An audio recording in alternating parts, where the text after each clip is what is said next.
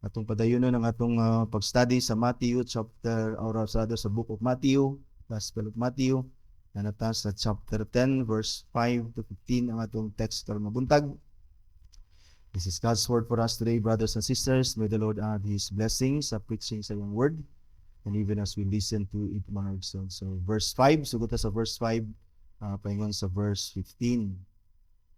So here again, the reading of the word of God. These 12 Jesus sent out, instructing them, "Go nowhere among the Gentiles and enter no town of the Samaritans, but go rather to the lost sheep of the house of Israel.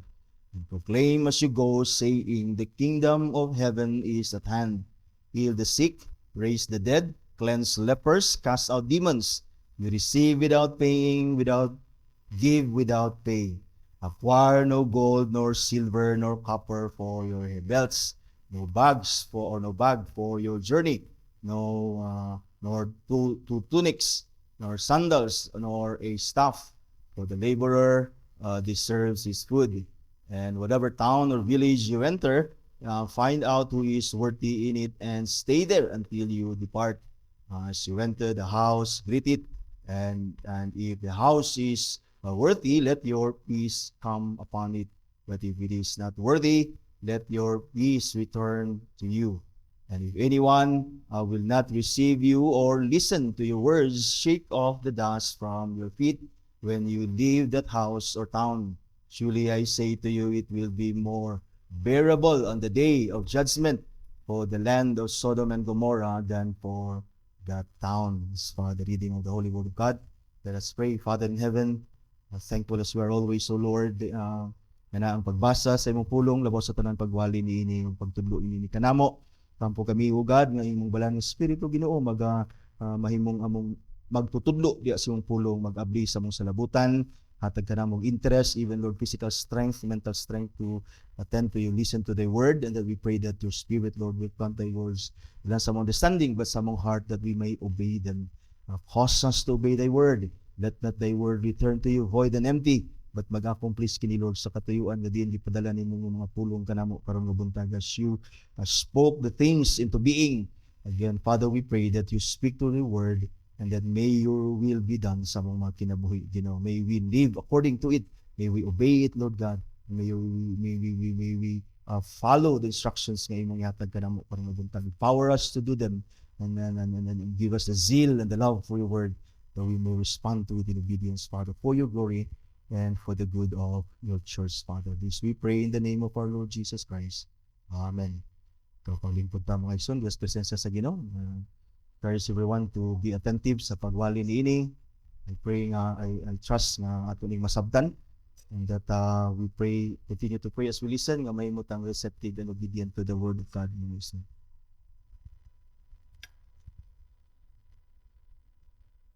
Okay, salamat sa Ginoo kay gayunan. Yan ang mga pulong.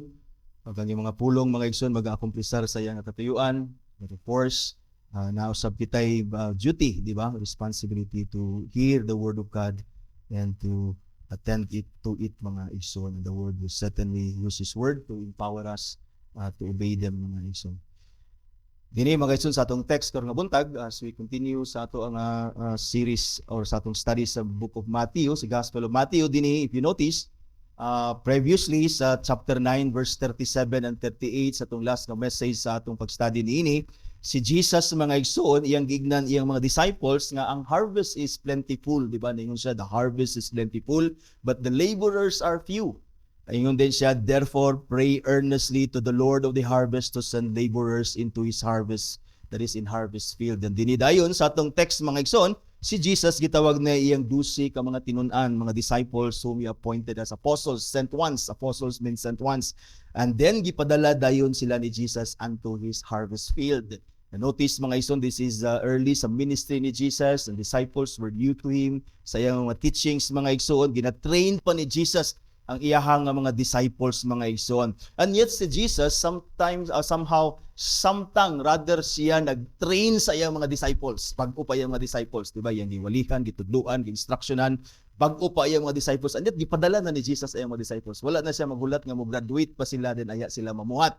And the reason for this mga igsoon is because the work is pressing, di ba? Na ay urgency mga igsoon sa pagdeklara o pagbuklama sa gingharian sa Dios mga igsoon. It is because people are dying every minute, di ba? Every hour, every day mga igsoon. Sa every generation ang mga tao gakamatay sila without the Lord Jesus Christ. And still sa atong panahon mga igsoon, si Christ still sending His disciples, His followers, that is us, the church today, all believers. Kita nga mga believers, we are considered na himo natang na harvest. Harvest means the salvation of the sinners unto the Lord Jesus Christ. And when they are saved and we have placed nila sa church, mahimo silang mabutang diha sa church, mura ang church, mura ni siya barn diha gibutang sa Ginoo, ma-preserve ang iyahang mga hinarvest. And at the same time, kita nga harvest, nahimo usad kitang laborers. So ang blessing sa ato is nahimutang ang blessing na part sa harvest, nahimutang naluwas, nahimutang part sa katawan sa Dios, but at the same time na ay blessing. It's not a burden, although we labor so hard to preach the gospel at to suffer persecutions and mga tao nga mo against sa preaching sa words sa Ginoo to reject the Lord Jesus Christ. Somehow naanay suffering, but it's the blessing to suffer for Christ's sake, matud pa ni Paul. So na ay second blessing or other blessing atong i-consider that as parts harvest nga nahimutang harvesters, we become laborers sa kingdom sa Ginoo, that we ought to labor together. So Christ is still is in the business of sending His people, His disciples, His followers, even as today, mga igsoon dito sa iyang harvest field, mga igsoon, to harvest His people, mga igsoon. In other words, there is still the sense of urgency sa atong time karon, because as I have said, time is running and people are dying in every generation without Christ in their lives. Naana sa atong panahon mga igsoon, even sa atong panahon, people are dying without Christ sa ilang kinabuhian. We have the responsibility to proclaim the gospel unto them, because duha ang katuyuan sa gospel, to condemn and to save God's people. Na dinhi sa atong text, dili ta maglangan mga igsoon, let us learn from Jesus' instruction. Two things atong i-consider dinhi: the instruction of Christ sa disciples, to the laborers, and at the same time, dunay warning si Jesus dinhi to those who reject the gospel. You see, na labor, na instruction si Jesus sa laborers, una po'y warning si Jesus sa harvest field, those who reject the gospel of the Lord Jesus Christ, mga igsoon. There are many things na gi-instruct ni Jesus dinhi, but atong mo focus lang ta sa few mga igsoon, three things nga atong i-consider dinhi sa instruction ni Jesus. So first, atong i-consider ang instruction ni Jesus sa mga laborers. This is importante ni sa ato, because again, as I have said, kita nga na-harvest, kita nga part sa church ni Christ, kita karon ang nahimong laborers sa atong panahon karon, and the Lord is sending us to His harvest field to do His work, mga igsoon. So first, let us consider the instruction to the laborers ni Jesus. Sa verse 5, ningon diya si Jesus, or rather ang si Matthew, this 12, ningon siya dinhi, Jesus sent out instructing them. So na instruction ang Ginoo, mga igsoon. Yun siya dinhi, first Jesus instruct His disciples, ang first nga instruction niya, diya makita na to, go nowhere among the Gentiles and enter no town of the Samaritans, but go rather to the lost sheep of the house of Israel. In other words, ang instruction ni Jesus sa ilaha, that their mission is limited. Gitagaan sila ni Jesus og limit sa ilang mission. Ang ilang mission is only limited to the house of Israel. This does not mean that wala ni magpasabot sa exclusion sa Gentiles sa kingdom sa Ginoo, mga igsoon. But even dinhi, ang reason lang ani mga igsoon is nganong gilimita ni Jesus ang ilahang gitawag nga mission ani nga time. Gawas nga bag-o pa sila, gasugod pa sila sa ministry. The reason why nga gilimit sila sa Ginoo ang ilahang mission is only sa house sa Israel, mga igsoon. It is because God should begin His work sa iyang katawan. Gasugod ang Ginoo sa iyang work sa iyang katawhan of saving His people Israel, whom He chose from the past in the Old Testament to bear the Messiah. Na ay covenant ang Ginoo sa ilaha to bear the Messiah and to represent Him and to be the light of the world, wherein ang whole Israel failed. Here manotice nato mga igsoon na kini nga pattern gigamit usad ni Jesus. Even si Jesus, He preached the gospel of the kingdom of God first to the Jews. And dinhi nag-instruction siya sa mga disciples, ayaw adto sa Gentiles una. In other words, ayaw sa pag-adto sa gitawag og mga Gentiles, because again wala ni magpasabot sa exclusion sa Gentiles, but this only means nga ang Ginoo nagsugod siya sa pagpamuhat diya sa katawhan niya mga igsoon, because God never abandons His people Israel. Wala niya gi-abandon. In fact, si Jesus, He preached again the gospel first to the kingdom of the gospel, or the gospel of the kingdom sa Jews first, sa Israel, and then He even showed the signs of the kingdom sa Israel. Kaning pag-perform ni Jesus sa mga miracles were signs of the kingdom. And then, manotice nato even mga igsoon, dili ni exclusion sa Gentiles, because when Jesus performs the signs and wonders sa kingdom sa Ginoo mga igsoon, dunay even ang mga Gentiles nga nagpursigi nga mangayo og kaayuhan, even deliverance sa yawa mga si Jesus, wala siya mo refuse. Like for example, a Syrophoenician nga woman mga igsoon who was a Gentile, he begged Jesus to deliver his daughter from kaning demons mga igsoon. Sa Mark chapter 7 verse 26-28 mabasa nimo ang mao nga gitawag nga hinubay mga igsoon.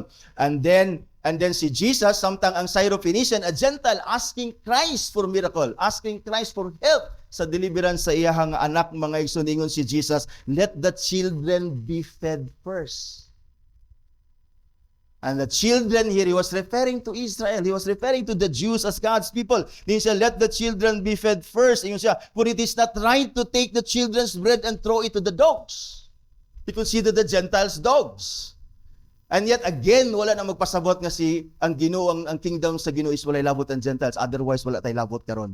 But again, dinigi pakita sa Ginoo mga igsoon that He never abandons His people Israel. In fact, gibuwali, giproklama ang gospel sa kingdom to the Messiah that they bore mga igsoon, nga diya sa ila una moabot ang gitawag nga kaluwasan mga igsoon. Na si Jesus, even si Christ, ni-command dayon niya ni sa mga disciples mga igsoon. Even sa Acts chapter 1, ang mga disciples, di ba, ningon si Jesus dito nga iwali ang kingdom.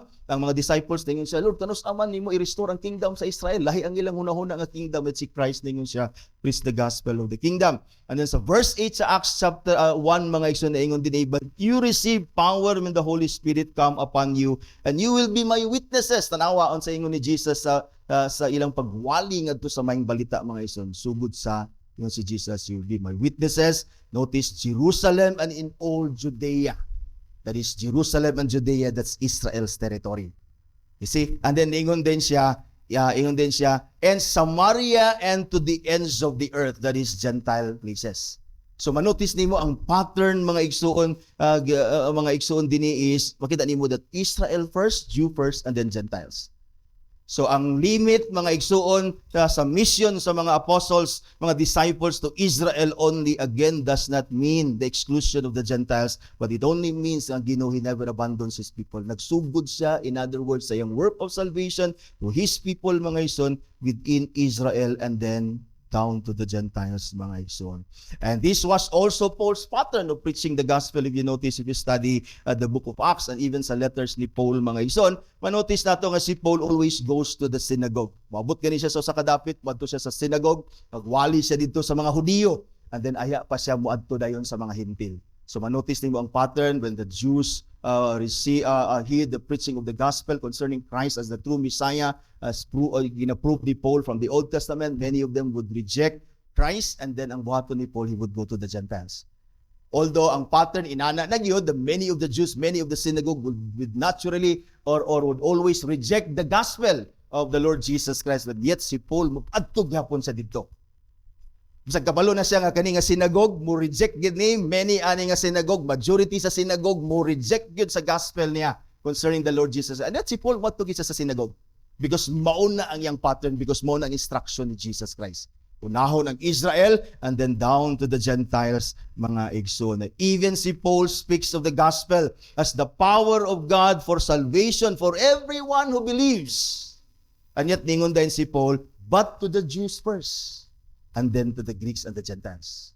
You see, ang pattern, manotice nimo mga igsoon, gilimitan sila sa Ginoo because dili ni exclusion sa Gentiles. But again, akong balikon, ang Ginoo wala niya gi-abandon ang iyang katawhan, nagsugod siya sa iyang katawhan, Israel promised covenant people, and then down to then expanding throughout the world mga igsoon. So we see this, mga igsoon, first again atong manotice dinhi, God never abandons His people. And second, He begins His work of saving sinners within His people, extending, expanding again throughout the world. So manotice nato dinhi nga nay principle nga we need to follow when we work sa kingdom sa Ginoo, mga igsoon.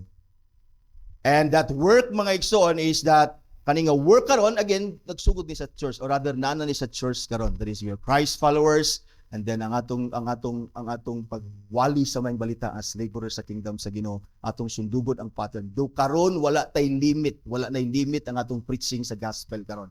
We preach throughout the world, mga igsoon, to everyone, mga igsoon. But again, ang pattern is the same. We begin sa ato ang own circle. The principle din ang Ginoo, nagsugod siya sa iyang own circle, sa iyang katawan sa Old Testament, and then expanding and extending throughout the world to the Gentile world.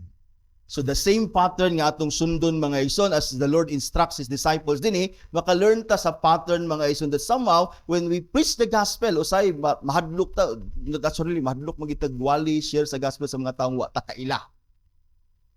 Di ba? Di ta kaila. So atong buhaton is para nga makasugod ta sama sa mga disciples. Itong ipadala ni ang mga disciples to the Gentile world, di na ni sila mo padayon, patay na to sila dito dayon. Di ba? But si Jesus and wisdom, atong gamiton ang wisdom ni Christ, then when we labor sa iyang kingdom, we must begin sa atong own circle. And then expanding, extending sa atong mga friends, relatives, or office mates, or katrabaho, or even people we do not know. So first, we begin sa atong own family. For example, magsugod ta diya sa atong kaugalingon nga panimalay, mga igsuon, nagtuko nga dili tanan natong anak, mga igsuon nga nagtuo kang Ginoong Jesucristo, di ba? Di pa nato masiguro that they receive the gospel of the kingdom of God. So we begin there. Diya sulod mga igsuon sa atong panimalay, and then sa atong mga relatives, and then friends, and so on and so forth, mga igsoon. What we do, brothers and sisters, when we labor sa kingdom sa Ginoo, do mag-labor kita, mga igsoon, uban sa tanan sakripisyo, but we know nga ang resulta is dili gid na sa atong paglingon. Diba? It is God Himself who will accomplish His work only through us. The disciples were sent, mga igsoon, they were given authority to perform the signs and miracles of the kingdom of God, mga igsoon, but we know, mga igsoon, nga ang conviction sa sinners, ang ilang pagsabot sa gospel, ang ilang pagka-convict and pagkat sa ilang heart, nga masabtan nila how sinful they are and how they much need the Lord Jesus Christ, is the work of the Spirit, dili kita. Atong work is simply to tell and to proclaim the gospel, mga igsoon. But somehow, gakapunggan ta, gakahadlok tayo, because when we share the gospel to the people nga wala ta kaila, naturally mahadlok kita. Natural na siya. That's why si Jesus din, even His disciples, gidala niya sa iyang kaugalingong katawhan una. At even katong iyang kaugalingong katawhan, namang mo resist. Even sa atong panimalay, naging mo resist diya sa kingdom sa Ginoo, sa gospel sa Diyos. But at least we know these people. At least, mga igsoon, na natay, masayon, in other words, ba, ang atong pag-share nga ito sa ilaha. But what we do first, mga igsoon, is let us pray for them. Pray for them. Pray for the Spirit that would convict them. Pray even sa mga kahigayunan, mga igsoon, that the Lord would give us, would open doors, as Paul prays, ask the people to pray for him, that the Lord would open doors that they would be able to share the gospel. Pray and seek opportunity na ma-share nimo ang gospel, mga igsoon, because we are laborers of the kingdom of God, that we are sent, mga igsoon, to proclaim the gospel of the Lord Jesus Christ. So pangita, pag-ampo, pangitag kahigayunan, mga igsoon, himuang ang mission. In other words, mission field ang imong family first. And then your friends, katong makailan nimo, mga igsoon. So ayaw pag huna-huna nga adto sa gawas, di ba? Adto sa merkado, adto ka diya sa Divisoria, magwali, ayaw lang sa nabuhata. Di ba? So pagsugod diya sa imong own circle, because even si Christ mo ni iyang gibuhat, mo ni iyang instruction ngadto sa iyang mga disciples, mga igsoon. So di ta mohunong sa pag-ampo. First, mag-ampo kita kanunay, again akong balikon, pray always to the people nga imong siran sa gospel. Particular, we pray for somebody, di ba? Sa inyong family, di ba? As si Paul na ingon, I always mention you in my prayers, always mention them in your prayers, that the Lord would grant them faith and repentance in the Lord Jesus Christ, and one day they would come to believe the Lord Jesus Christ. So atong buhaton, iampo nato, i-share ang gospel, and let's invite them sa church, di ba? Buhaton nato na this year, mga igsoon, let's labor together. Dito tag particular nga tao nga butang sa Ginoo sa atong kasing-kasing, atong iampo atong bisitaan, atong imbitaron, atong amigo, atong, di ba, dadon din sa simbahan that they may continue together with us to hear the word of God. And then we trust that the word of God would never return to him empty and void, but will accomplish his purpose of saving his people. So first, let's begin sa atong own circle, praying for them, seeking opportunity to preach the gospel, even inviting them sa church, mga igsoon. So muna ang first instruction ni Jesus na i-limit ang ilahang mission, but sa atong time wala na i-limit. But again, let's follow the principle. Let's begin sa atong own circle, mga igsoon. So naagid tay panimalay, imposible nga wala tay relative, natay house, natay family, and second, imposible wala tay mga friends. Di ba? And daily, we are surrounded with unbelievers. And as we pray that the Lord would open doors, then grab the opportunity when the Lord open the chance na makashare ta sa gospel even to those people whom we do not know, mga igsoon. So first, their mission is limited. Ours is not, di ba? Sa kanong gikaingon, let's follow the same principle. And next, mga igsoon, instruction ni Jesus diya, mga igsoon, nasa verse 7 and 8. Tanawa, verse 7. First, verse 7, ingon din si Jesus, and proclaim as you go, saying, the kingdom of heaven is at hand. So first, limited ang ilang mission. Second, the message must be the same. So Christ is saying, your message must be the same. Ayaw utruha ang message. The message is the same as the message ni Christ. Ang pagsugod ni Jesus, si Jesus, nagsugod siya sa iyang ministry, mga igsoon, sa atong study sa Matthew, mga igsoon, nag-ingon si Matthew nga si Jesus, when he began his ministry, he went throughout Galilee proclaiming what?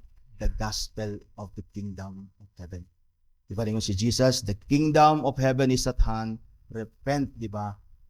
For the kingdom of heaven is at hand. So in other words, si Christ din ang instruction sa mga apostles, and even us today, that we must proclaim the same message, mga igsoon. Acts 28 verse 30 to 31, mga igsoon, even si Paul at the very end sa iyang ministry. Diba? Si Paul sa beginning sa iyang ministry, the apostles, pagsugod sa ilang ministry, ang ilang giproklama ang kingdom sa Ginoo, sa mala sa itong makita din sa instruction ni Jesus. And even si Paul, nagsugod siya sa iyang ministry, proclaiming the same gospel, the same message sa kingdom, sa giproclaim ni Jesus Christ. And even at the very end sa ministry ni Paul, Acts chapter 28, mga igsoon, the last two verses sa account ni Luke, mga igsoon, sa life of ministry ni Paul, mga igsoon, sa verse 30 to 31, gi-record ni Luke for us kung unsay giwali ni gibuhat ni Paul while naa siya sa house arrest. Naingon din si Luke, mga igsoon, he records for us unsay activity ni Paul. Siya, he lived there 2 whole years at his own expense sa balay nga diin na house arrest siya, and welcome all who came to him. And last verse dayon sa book of Acts 28, proclaiming the kingdom of God. Si Paul gipriso na at the very end sa iyang ministry, hapit na siya patya dani. Still ang iyang gibuhat, he proclaimed the gospel of the kingdom of God. Wala giutro ni Paul ang iyang message, and therefore we must proclaim the same gospel of the kingdom as well, for there is no other gospel to proclaim. But the one the Lord Jesus Christ and the apostles proclaimed, mga igsoon. Dini, mga igsoon, manotis nato nga daghan kaayo gawali og lain nga mga gospel. Walay lain nga gospel nga atong giproclaim. Even si Paul sa Galatians chapter 1 verse 6 and 9, nag-ingon siya dito sa mga taga Galatia, because ang Galatians ilang gi distort ang gospel, di ba? Ilang gi-change nila ang gospel, mga igsoon, nga diin nga ang mga Hudiyo ang mga Hintil kinahanglan sila pa muagi or rather mo-obey sa law ni Moses. And that is not the gospel anymore nga gi-preach ni Jesus, gi-preach sa mga apostles and even Paul. Ingon si Paul din sa Galatians, mga igsoon, verse 1, chapter 1 sa 6 and 9, na ingon si Paul, walay lain gospel. Ingon siya, there is no other gospel than the one nga ilang giwali. In fact, ingon si Paul, if anyone preaches another gospel or contrary to the one they preach, mga igsoon, ingon si Paul, let them be accursed. So walay lain gospel. There is no other gospel to preach and to proclaim, but the one the Lord Jesus Christ and the apostles proclaimed. And again, sad to say and sad to note, even sa atong time today, that we hear many distortions of the gospel of the Lord Jesus Christ.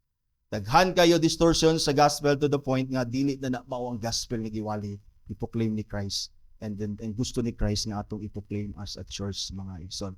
We hear the prosperity gospel, the health and wealth ng mga gospel. That is a distortions of the true gospel, and therefore it is not the true gospel, mga ison. Mabalaan nato ni nga mga false gospel nga ginawali sa mga churches nga itong kakadunggan, mga ison. It is because they always speak of blessing. Makita niyo na ilang gina-post sa ilang churches is always blessing, is always blessing. They never speak about sin and forgiveness in the Lord Jesus Christ. So manotice ni mo na sila nga mga churches that preaches the wrong gospel. They are no longer faithful to the command ni Christ, instruction ni Christ, mga ison, sa laborers, that we must preach and proclaim the same message, that is the message of the gospel of the kingdom of God. The reason why, mga ison, the true gospel is never preached sa mga churches, mga ison, is because ang true and ultimate need sa tao, which is forgiveness in the Lord Jesus Christ, is never brought out sa pulpit. The reason dili gaka-preach ang true gospel, mga igsoon, because dili man gyud nila ginapakita sa mga tao nga ang tinuod nga pagpanginahanglan sa tao is ang iyang forgiveness in the Lord Jesus Christ sa iyang sin. And therefore, the true and ultimate need sa tao, mga igsoon, because of his sin is the Lord Jesus Christ. Our true and ultimate need is not material and physical, but forgiveness in the Lord Jesus Christ. You see, dili na makita sa tao, it is because dili man nila ginapakita sa tao, mga igsoon, ang tinuod nilang pagpanginahanglan, which is forgiveness in the Lord Jesus Christ. And so therefore, ang ilang ginapakita, ang need sa tao is ang blessing, prosperity, ani nga kinabuhi. And so ang gospel nga tinuod, dili siya gakawali tungod kay dili nila gina-point out ang tinuod nga pagpanginahanglan sa tao. Ang forgiveness sa atong mga sala, that is only found in the Lord Jesus Christ. So let us not distort the gospel. Dili na to i-change ang gospel to cater what people wants to hear, but atong i-proclaim ang gospel instead, ang gospel which is what people need to hear. Dili na to isulti, dili na to i-change ang gospel nga i-change nato ni kay muni lang gusto paminawon. Dili, ang atong imuon is iwali nato ang tinuod nga gospel nga mao'y kinahanglan sa mga tao nga ilang madunggan, mga ison, because unless nga ilang makita diya sa true gospel nga gi-proclaim that the kingdom of God is at hand, na ang pasayloan sa sala, na ang salvation that is in Christ Jesus our Lord, mga ison, and we are all sinners and we are doomed to destruction unless we find ourselves in the Lord Jesus Christ. Kung dili na makita sa mga tao when we preach the gospel, to proclaim the gospel sa kingdom sa Ginoo, they will never see the need of Christ. Kung dili nato ipakita sa mga tao sa ilang sin, di ba? Ang Book of Acts, chapter 2, sa diyang nagwali ang mga apostles, naingon si Luke dito, ang mga tao nga naminaw, they were cut to the heart. Asa sila nagsugod? Wa sila magsugod sa love sa Ginoo. Ang mga apostles, wala sila magwali nga, love mo sa Ginoo, love kay mo sa Ginoo, di ba? Dili inana ang ilang preaching, ilang proclamation sa gospel. Because the gospel will never be good news unless we see the bad news sa atong situation, sa atong sin, that as we remain sa atong sin, di ba? We will die in our sin. Mamatay ta sa atong sala, mga ison, apart from the Lord Jesus Christ, mga ison, and we will be condemned for all eternity. Unless we see our sinfulness. In fact, ang wali nilang Apostle Peter dito sa chapter 2 sa Book of Acts is ilag yung giignan ang mga Hudiyo sa ilang sala of killing the Lord Jesus Christ. And then they were cut to the heart, and then diya nila nakita ang forgiveness sa Ginoo. Ilang need that that their sin must be forgiven in Christ. That's why ningon sila, what must we do to be saved? Ningon sila, repent and be baptized. You see, makita nimo nga kung magwali ta sa tinuod nga mayang balita, atong isulti ang tinuod nga pagpanginahanglan sa tao, which is forgiveness in the Lord Jesus Christ. Salvation sa atong sin, which is found only in the Lord Jesus Christ, mga ison. We must not change the gospel to cater what people wants to hear, but instead let us preach to them what they need to hear. What people needs to hear is their sinfulness against God, mga ison, and that the good news is there is forgiveness of all our sins in Christ Jesus our Lord. Because unless they find themselves in Christ, they will all end up in hell for all eternity. So think about your family, think about your friends, think about those people na nag-surround sa mo. Diba? If we will not proclaim the same gospel, which is the power of God to salvation to those who believe, your family, your friends, even those people na surrounding mo that work together, they will go to hell apart from finding themselves in Christ. You see, so not a duty to proclaim the same gospel unto them. And so, third, mga ison, we notice Jesus' instruction just sa verse 8 and 10. So the third instruction ni Jesus, may nina diya, ako na nang kuha ang tulo because mo ni ang pinaka-importante. So first mga isod, ang instruction ni Christ atong mission is ila limited ato di na limited. But again, let's begin sa atong circle and then expanding outside sa atong mga friends and then to those even we do not know. And then second instruction ni Jesus unsa to? We must proclaim the same gospel, the kingdom. Di na to usbon ang gospel, mga igsoon. And third din ni mga igsoon, nasa verse 8 and 10. Heal the sick, raise the dead, cleanse lepers, cast out demons. Yung din si Jesus sa 8b, you receive without paying, give without paying. Yung din siya, acquire no gold or silver, verse 9, or copper, or for your belts, in siya, no bags for your journey, or 2 tunics, or sandals, or staff. Yun din siya, for the laborer deserves his food. You see? In other words, si Christ is saying to the disciples, to the laborers, even us today, that our ministry must be free of charge. Our ministry must be free of charge. We receive freely, we give freely, mga iso. So the instruction din first ato i-notice ang instruction sa 8a, kanang to perform miracles. Kanang to perform miracles is only to show the signs of the kingdom. Miracles are signs of the kingdom. And so, does it mean nga mo perform pa ta karon to show people the signs of the kingdom? Of course not. Dili na. Because the greatest sign sa kingdom sa Ginoo is our regeneration. Regeneration is the greatest sign sa kingdom sa Ginoo. Even si Jesus sa John chapter 3, dingon siya, unless a man be born again, that is regenerated, he cannot see, he cannot enter the kingdom of God. So we don't need to perform signs and wonders today, mga iso, to heal the sick, cast out demons, and so on. But still we pray for their healing and so on. But pili na siya mo'y signs of the kingdom. The signs of the kingdom sa atong time karon is of course our regeneration. When you preach the gospel to them and showing that you yourselves are changed sa gospel, saved sa imong sin, makita nila sa imo ang light of the gospel, na imo kang light of the world. Makita nila that you're the signs of the kingdom, and therefore they will come sa mo. Believe the gospel nga itong liwali, mga igsoon.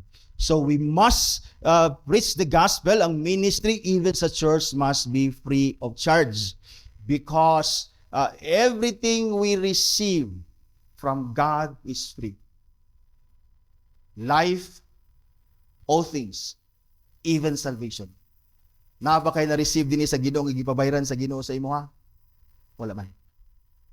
Physical, material, everything, especially spiritual nga blessings from God, we receive them free, and therefore we must minister to the needs of the people free of charge, mga isang. 8b, you receive without paying, give without pay. They must, the disciples, and us of today, mga son, we are instructed, mga igsoon, not to sell our gifts, not to sell our message, our services. Is not for money, mga igsoon. But this does not mean that the ministry ng atong nahimutangan o atong gibuhat does not need support. Wala na magpasabot nga wala tay pagpanginahanglan sa support.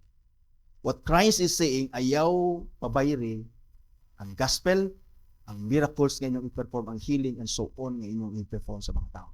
Because we receive them freely from the Lord, and we must give them freely unto the people. But again, this does not mean that they must or they are forbidden to receive support, mga igsoon. Because of verse 10b, manotice nimo diha, for the laborers deserve their food. Sa parallel nga passage dito sa Luke, mga igsoon, ang food giilisan ni Luke og wages. For the laborers deserve their wages. You see? So, but it does not mean nga kanang ilang wages part na sa ilang dili na bayad sa ilang ministry, mga igsoon, but of course that is to cover their expenses sa ilang gitawag nga pag-ministry. Dili na bayad sa gitawag o miracle, dili na bayad sa message, mga igsoon. Even si Paul speaks of laborers deserve his wages in 1 Timothy chapter 5 verse 18 when he instructed Timothy as a pastor. Gi-encourage gyapon niya si Timothy nga, di ba, ang iyang needs ma-provide because he deserves his wage as a laborer, mga igsoon. So we give without pay because everything we receive from God is free. Everything we receive from God is free. Therefore, every service, every ministry sa church should be free of charge. Ang kasal, ang bunyag, ang lubong, libre na sa eklesya. Sa church, wala na ibayad. Wala ibayad. Libre ang proklamasyon sa gospel, ang pagtudlo, pagwali, kung na'y magpa-Bible study sa ilang mga tag sa kabalay, when we conduct Bible studies or cell groups later on, mga igsoon, kung mag-gather ta men to men, women to women, when we preach the gospel or have Bible studies in every homes, mga igsoon, wala na isa'y bayad, mga igsoon. Libre ang tanan, dili nato pabayran, because again, everything we receive from God is free of charge, and therefore, all the ministries of the church is libre na siya. Salvation is not for sale. Salvation is not for sale, and therefore the preaching of the gospel of the kingdom of God should be free of charge. Righteousness is a free gift. Romans chapter 5 verse 17, libre ang righteousness. That is Romans 5:17. Eternal life is a gift of God, mga ison. Romans 6:23. The Holy Spirit is really given to us by God. 1 Corinthians chapter 2 verse 12. And Paul preached the gospel free of charge. Ningon siya, I preach the gospel to you free of charge. 1 Corinthians chapter 9 verse 18 and 2 Corinthians chapter 11 verse 17. Giklaro ni Paul sa iyang duha ka letter nga nagwali siya sa gospel libre, walay bayad. Because kabalo si Paul nga ang ministry sa source ug sa katawhan sa Dios o sa mga laborers should be free of charge. And above all, salvation through faith is a gift from God. It is free. Ephesians chapter 2 verse 8. Even si Isaiah 55 verse 1, when it speaks of the benefits of the servant's kingdom, that is the Lord's kingdom, mga igsoon, nagsisgot si Isaiah nga libre kini. Verse 1 sa 55, ningon dinhi mga igsoon ang Ginoo through the mouth of the prophet Isaiah, come everyone who thirsts, come to the waters, and he who has no money. Ingon din siya, come buy and eat, come buy wine and milk without money and without price, because salvation and all the benefits of the kingdom of God is libre na siya, mga ison. And therefore, when we minister to the people of God, we must not charge them anything. But again, it does not necessarily mean that we don't receive support, because the laborers is worthy of their wage. Now, even si Jesus, a new heaven and the new earth, mga igsoon, sa Revelation chapter 12, verse 6, nag-ingon siya dito, and he said to them, to those who overcome, ningon si Jesus, it is done, I am the Alpha and the Omega, the beginning and the end. To the thirsty, I will give the spring of the water of life without payment. That's why si Jesus din nag-instruct siya sa iyang mga disciples and even us today, mga igsoon, dahil we must minister to the needs of the people without pay. Gigamit ang eklesya sa kadaghana ng mga tao, mga igsoon o mga pastors na ilang negosyo ang simbahan. In fact, nag-warn si Paul na dili nato i-negosyo ang pulong sa Ginoo, mga igsoon, but iwali nato ni libre ngadto sa mga tao. Salvation is free and all the benefits of God's kingdom is free. Therefore, all the ministry in the kingdom and for the kingdom should be free, mga igsoon. Libre na, mga igsoon. And of course, again, we need support. So si Jesus din nag-mention gyapon na siya din iya gyapon giklaro ang support sa ministry nila should come from worldly partners. Naagi gamiton ang Ginoo, and they should depend on the provision of the Lord as they work, mga igsoon. One of the reasons why si Jesus sa verse 8 and 10, manotice nato diya sa verse 8 and 10. One of the reasons nga si Jesus nag-ingon siya dinhi sa mga disciples, sa iyang mga tinun-an, ngayang ipadala, even kita karon ngayang ipadala, to acquire no gold or silver or copper for your belts, instead no bags for your journey or tunics or sandals or staffs. One of the reasons na gisulti na ni Jesus dinhi, mga igsoon, is because they should depend on God's provision. Ang ministry should depend on God's provision. That's why though all of us, atong makita later on, should be a worthy partner sa ministry.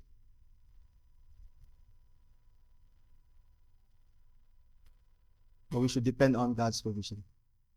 Manotice mo ang business meeting later on, tanaw nato pila itong collection every Lord's Day, dili ta kabayan. And the reason why I still continue to serve at church, trusting that the Lord would provide. That the Lord would provide. And the reason why dili sila ipadala sa Ginoo dinhi og gold and silver is, again, the Lord wants them to trust God for His provision. And we know God uses people to support the ministry, to support the work, and to support the workers, mga igsoon. Thus, si Jesus sa verse 11 to 13, notice diya sa verse 11 to 13, nag-instruct si Jesus diya to find worthy partners. Verse 11 to 13, nag-ingon diya, mga igsoon, whatever town or village you enter, you see, padala sila, whatever town or village you enter, ingon si Jesus, find out who is worthy in it and stay there until you depart. You see, na instruction na Ginoo, wala sila gipadala og bisan unsa sa ilang kaugalingon because they must depend on God's provision and God would use worthy partners to provide for the ministry. And to provide sa itong pagpanglakaw, sa pagwali sa mayang balita, mga igsuon. So, dingon din stay there until you depart. And verse 12, dingon din si Jesus, as you enter the house, greet it, and if the house is worthy. In other words, if they would receive the gospel, if they would receive the disciples, dingon si Jesus, if they receive you, they receive me. If they receive me, they receive the Father. You see, sa atong ministry, we must find worthy partners sa ministry.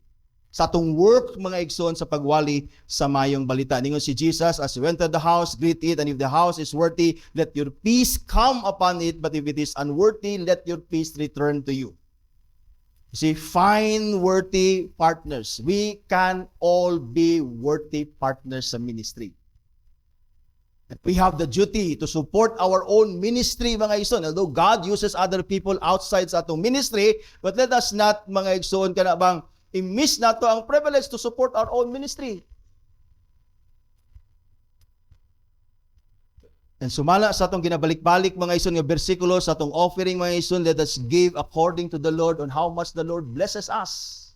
In proportion to the Lord has blessed us. Let us also, as ako na, mga ison, gikaingon, mahimo ang tatang worthy partners sa atong kaugalingon ng ministry. Let us all participate in ministry.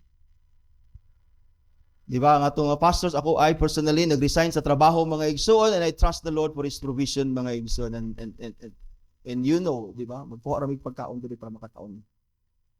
Na makapadayon ta sa ministries because naatay mga worthy partners sa ministry that faithfully, mga igsoon, naghatag sa ministry. That's the reason why nakapadayon ta. So Jesus, tingin siya, let us trust these worthy partners. This is God's provision for us.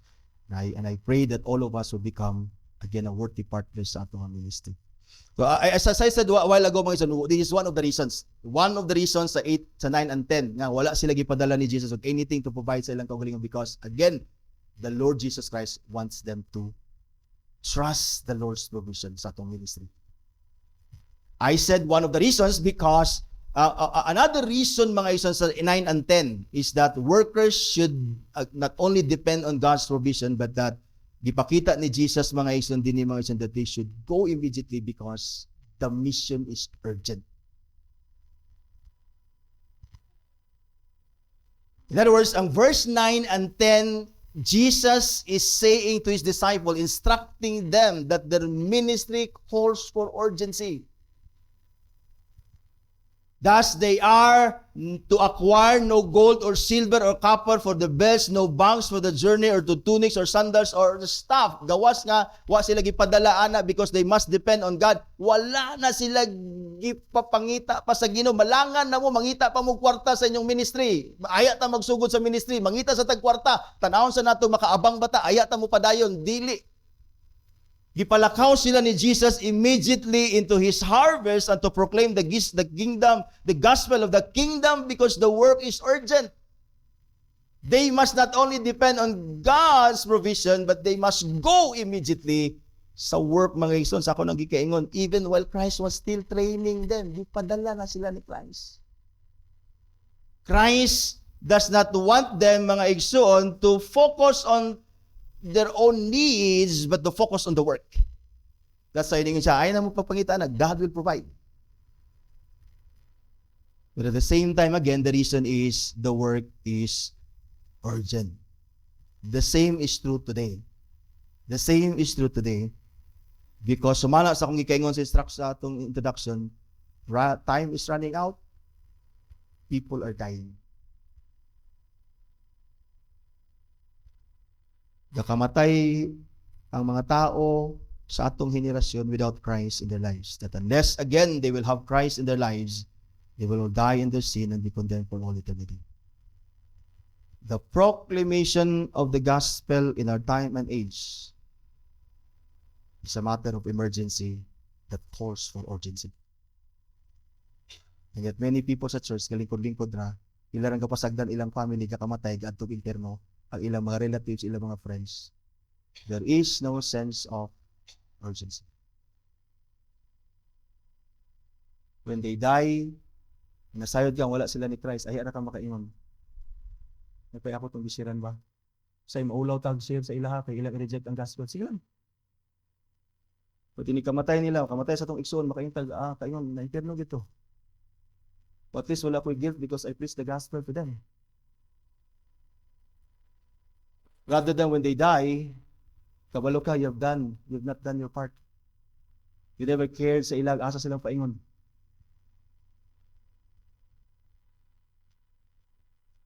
The proclamation of the gospel in a time and age is a matter of emergency that calls for urgency on our part.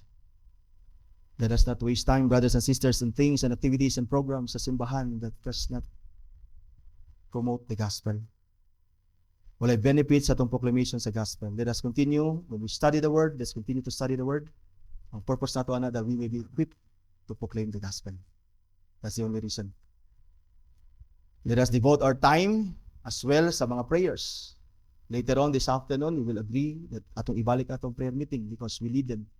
We need to pray for God's help sa ato ng message last Lord's Day. As we battle, as we labor, we need the help of God. That's why we come to God as a church in prayer. And lastly, let us be willing to lose everything to suffer for the gospel's sake. Matthew chapter 10 verse 38-39, ingon si Jesus, whoever does not take his cross and follow me is not worthy of me. Whoever finds his life will lose it, and whoever loses his life for me, for my sake and the gospel's sake, will find it. You see? May we see the sense of urgency, and that may we be willing to suffer and to forsake all things for the sake of Christ and the salvation of our loved ones, the salvation of our friends. Let's continue to pray for them. Seek opportunity to preach the gospel to them. Invite them sa simbahan. Labor ani nga pag-labor ani nga matter mga igsoon.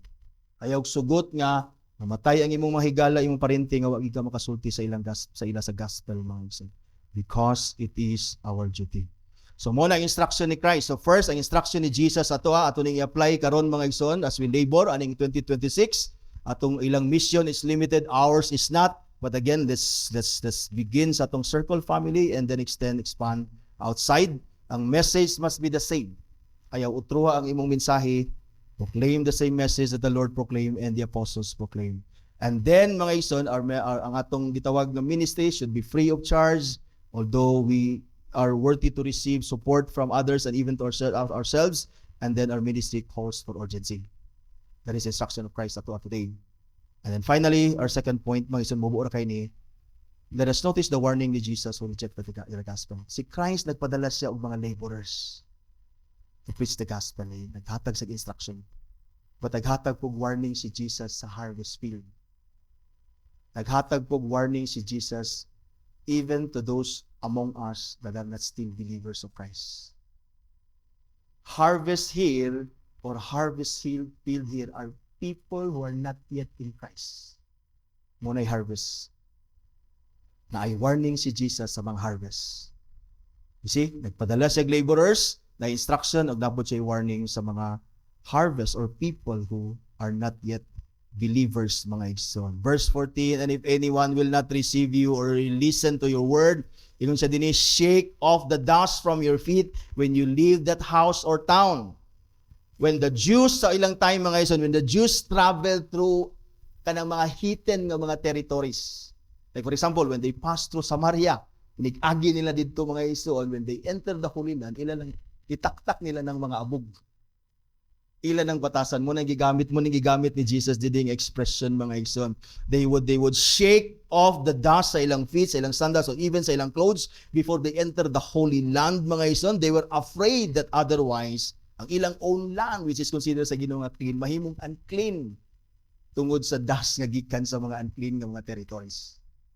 In other words, si Jesus is saying, if anyone does not receive them and the gospel message of the salvation, they will be treated as pagan.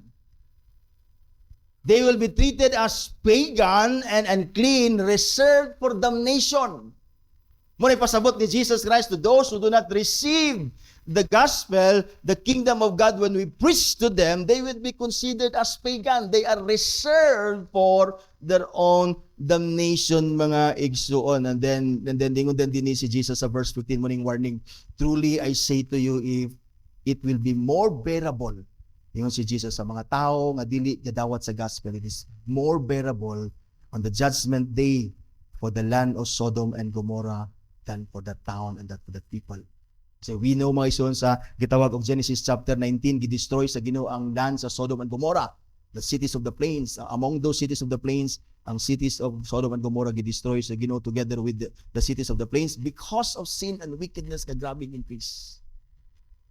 Jesus said here, it will be more bearable on the day of judgment for the land of Sodom and Gomorrah than for those people who hear the gospel and yet they reject the message of the gospel. And the reason for this, why it is more bearable for Sodom and Gomorrah than these people. The answer, ani mga isis, nasa Luke chapter 12, verse 48, 47, and 48. Ningon si Jesus dito, mga isan. And the servant, ningon siya, who knew his master's will but did not get ready or act according to his will will receive a severe punishment or beating. And verse 48, but the one who did not know and did not deserve a beating will receive a light beating. And it says, everyone to whom much was given of him, much will be required. And from him to whom they entrusted much, they will be demanded the more. So Christ is saying din ni mga igsoon nga, mga tao nga nakadungog sa gospel, nga ilang gi-reject ang gospel, much will be demanded sa ila sa judgment day. Because nakadungog na ka sa gospel and yet you did not respond. In fact, si Jesus sa John chapter 12 verse 48, ningon siya, the one who rejects me and does not receive my words, the gospel, ningon siya, has a judge for himself. Ang mga tao ko nga wala bidawat ni Jesus o wa mutuo sa iyang gospel, na sila judge sa ilang kaugalingon, nag-appoint sila judge sa ilang self. Ningon din si Jesus, the word that I have spoken will be judged to them on judgment day. In other words, ang words nga atong kadunggan, nga atong gi-reject, nga atong gi-disobey, gamito na sa Ginoo to judge us. How many times you receive and you hear the gospel preached sa imo? How have you responded to it? If you respond to the gospel in disobedience and disbelief and you disregard Christ and His gospel, it will be more bearable ang Sodom and Gomorrah than you sa judgment day. And the reason for this is because God has given us more time to hear the truth about the gospel. Unang ingon nga, libre ang pulong sa Ginoo nga atong paminawan, pwede ta muling po din libre. But as we hear the word of God, you have the responsibility and you're now accountable sa inyong self. Libre ang pagpaminaw sa gospel. But if you will reject the gospel, you will pay the highest cost, which is your soul. You see? That's why ang akong encouragement sa imo, when you hear God's word, respond with faith and obedience. Ask the Lord that He would help you and enable you to understand and obey His word. Because those who hear the gospel and yet did not believe will be in a more dangerous position. As someone says, ningon siya, the abiding principle here is that if anyone hears the gospel with clarity and power, if anyone understands their sin and Christ's remedy, you're sinner, you have a solution with Christ. Ningon siya, if you will reject it, they are in a more dangerous position. Means that they are liable to judgment for their sins because they have sinned and spurned. They have sinned and yet they refuse the way of escape. Paminawa ni, rejecting Christ is rejecting the only hope of salvation. Therefore, if you reject Christ, you're actually sealing your own condemnation. Ang balikon, rejecting Christ is rejecting your only hope of salvation. If you reject Christ, you're sealing your own condemnation. Isa gingon sa Bible concerning this. Si Jesus mismo nag-ingon, John chapter 3 verse 18. Whoever believes in Him is not condemned. That is, whoever believes Christ is not condemned. But whoever does not believe is condemned already. Already. You already seal your own condemnation when you do not believe the gospel. Why? Ang tubag din ni John, because he has not believed in the name of the only Son of God, which is the only hope of salvation sa sinners. You see, listening to the preaching of the gospel is free. We must preach free of charge. But if you reject the gospel, which is free, you will pay the highest cost of it, your soul in the end. You see, we must immediately respond in faith and repentance when we hear the gospel of God's word, showing our sinfulness and Christ's remedy. We are sinners, worthy of God's condemnation, but we have Christ. We have Christ. And to be saved in Christ is simply to rely on Him. To believe is to rely on His person and His work, that He died for our sin. We must immediately respond to the gospel in faith and repentance. Ayaw awat, for those who are not in Christ here, ayaw awat kang Felix na muyon siya. Si Felix, giwalihan siya ni Paul sa Acts chapter 24. Ginapatawag niya si Paul, ginapawali niya si Paul. Si Paul nagwali sa iyang righteousness and judgment. Napunbik siya og maayo, and yet he did not put his faith in Christ. He did not respond to the gospel by believing in Christ and forsaking his sin. Ang gibuhat ni Felix, ningon siya kang Paul, go away for the present. Ningon din siya, when I get an opportunity, I will summon you. Di siya hawa kay nakonvict na kay siya maayo. Wala lang siya mo put his trust in Christ. Wala siya mo repent sa iyang sin, that there is judgment of sinners. Yang gingan si Paul, sige lang, basing sunod Domingo. Sige lang, basin sunod bulan. Naanay ng mga tao nga akong ginbitar sa simbahan, yung sunod Domingo na lang, awa na agtag Domingo. Na yung mga tao akong ginbitar nga atutas Bible study, ugma na lang pastor, sunod sa sunod tigom, wala kabot sunod tigom. Literally, they died the day before or the week before. Makita niyo. The week before, nga mo yun sila, wadto ko. They were never given a chance. To those who are not in Christ yet, tomorrow is not in your hands. Tomorrow is not in your hands. That's why ang Hebrews 4:7 nagingon, God has appointed a day which is called today. That when you hear His voice today, do not harden your heart.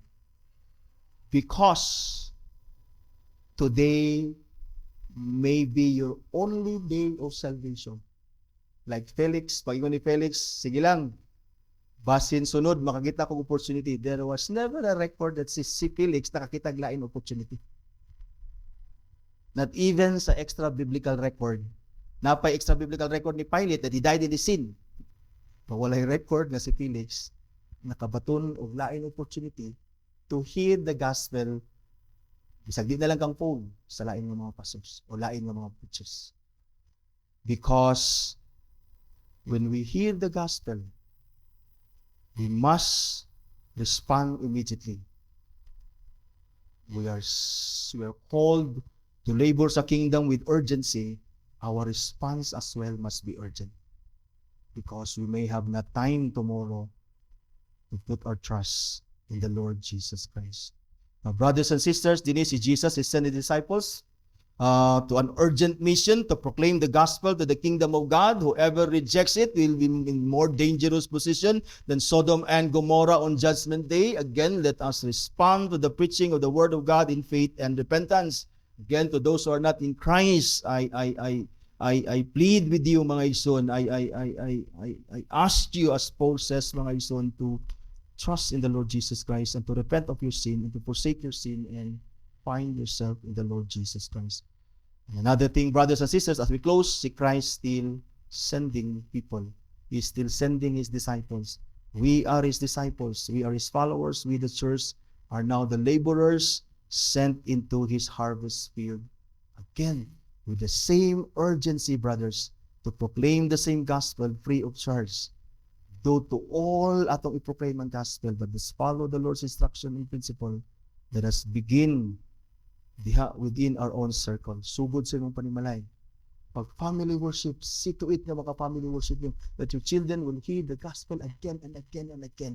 Your husband, your wife, they will hear the gospel again and again, that they would be certain and that they will be assured sa ilang salvation in Christ as they hear the gospel again and again. Free, and then pray for those friends, pray for them, pray for friends, pray for opportunities, and then invite them in sa church mga isan. Let's labor together this 2026 because the Lord is still sending us today. Let us be willing to go into His harvest so that, brothers and sisters, dili lang kita mag-enjoy sa gift of salvation that is free. I hope dili lang kita ang mag-enjoy. But others also, wala pa kailan ni Christ, wala pa nila makita ilang need ni Christ because we don't proclaim to them their sinfulness and the gospel of the kingdom of God.